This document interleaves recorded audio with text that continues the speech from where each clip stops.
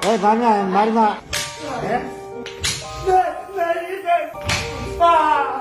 आज बात करते हैं एक ऐसी कहानी की जिसने पूरे सूरत शहर को हिलाकर रख दिया। कैसे एक बदनाम सूदखोर का आतंक का किला बस कुछ ही दिनों में ढह गया। चलिए देखते हैं।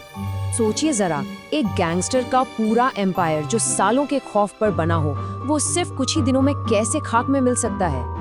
और इस पूरे खेल को बदलने की शुरुआत हुई बस एक वीडियो से। जी हाँ, सिर्फ एक वीडियो। तो चलिए सबसे पहले मिलते हैं कहानी के विलन से। ये सूरत का सूदखोर कौन था और इसने अपने डर का साम्राज्य बनाया कैसे था? तो इस कहानी का मेन कैरेक्टर है चिराग गोटी। सूरत शहर में साहब इसका नाम ही काफी था। एक सूदखोर जो बिना किसी डर के खुलेआम अपना धंधा चला रहा था।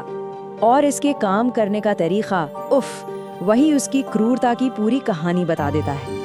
ये जनाब 1000% तक का ब्याज लेते थे। मतलब अगर किसी ने 100 रुपए लिए तो उसे 1000 रुपए चुकाने पड़ेंगे। ये कर्ज नहीं था, ये तो सीधा सीधा एक जाल था।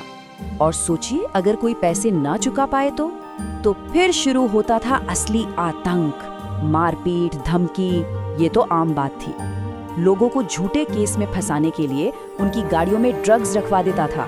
गैर कानूनी तरीके से घरों और जमीनों पर कब्जा कर लेता था। मतलब इसकी गुंडागर्दी हर तरफ फैली हुई थी।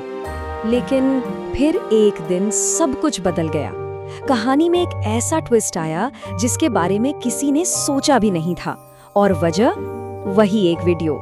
एक दिन अचानक इसका एक वीडियो वायरल हो जाता है। वीडियो में क्या था? ये एक व्यापारी को ब्याज के पैसे के लिए बंधक बना के बेरहमी से पीट रहा था। बस इस एक क्लिप ने लोगों के अंदर दबे हुए सारे गुस्से को जैसे आग लगा दी। और बस ये वीडियो एक डोमिनो इफेक्ट की तरह काम कर गया।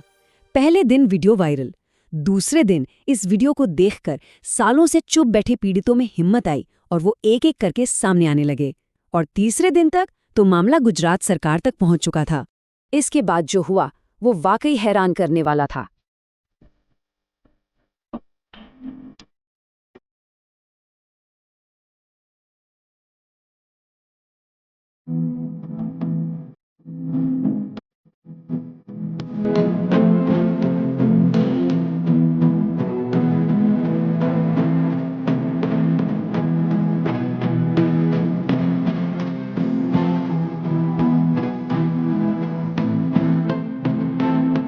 देखते हैं कि कैसे स्टेट ने एक्शन लिया और इसके पूरे साम्राज्य को तहस नहस कर दिया।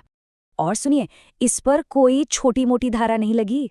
सरकार ने इस पर लगाया गुज-CTOC एक्ट, यानी गुजरात का आतंकवाद और संगठित अपराध को कंट्रोल करने वाला कानून।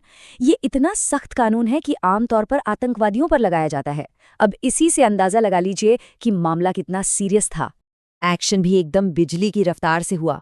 सबसे पहले जो उसने लोगों को लूटकर आलीशान घर बनाया था, उसे जब्त कर लिया गया।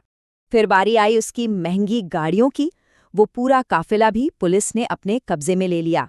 और ये एक्शन सिर्फ उसी तक नहीं रुका, उसके पिता और भाई को भी उसी एंटी टेरर कानून के तहत गिरफ्तार कर लिया गया। एक झटके में पूरे नेटवर्क की कमर ही तोड़ दी गई। लेकिन पिक्चर अभी बाकी थी। कहानी यहाँ खत्म नहीं हुई। अब बात करते हैं उस हिस्से की जिसे कुछ लोग सड़कों पर इंसाफ कहते हैं, यानी जनता का फैसला। पुलिस ने कुछ ऐसा किया जिसकी किसी को उम्मीद नहीं थी। चिराग गोटी का जुलूस निकाला गया उन्हीं गलियों में जहां कभी उसका खौफ था। हजारों लोगों की भीड़ पीछे पीछे चल रही थी, नारे लगा रही थी। और लोगों का गुस्सा इतना था कि पुलिस के होते हुए भी उसे सरेआम थप्पड़ तक जड़ दिए। सोर्स के मुताबिक इस सख्त एक्शन का समाज के कई लोगों ने सपोर्ट किया। हिंदू समुदाय के सदस्यों ने भी कहा कि भाई, जो भी गुंडागर्दी करे उसके साथ ऐसा ही होना चाहिए, उसे कड़ी सजा मिलनी चाहिए। मतलब पब्लिक का मूड क्या था वो इस एक बात से साफ पता चलता है। सूरत के लोग पुलिस डिपार्टमेंट को बधाइयां दे रहे थे कि वाह, क्या शानदार सबक सिखाया है इस ठग को। तो ये पूरी कहानी हमें एक बहुत जरूरी सवाल के साथ छोड़ जाती है। जब सिस्टम इस तरह सरेआम पब्लिक के बीच इंसाफ करता है, तो क्या इससे लोगों का सिस्टम में भरोसा बढ़ता है, या फिर ये कानून और पब्लिक के गुस्से के बीच की जो पतली सी लाइन है उसे पार करने जैसा है? सोचने वाली बात है।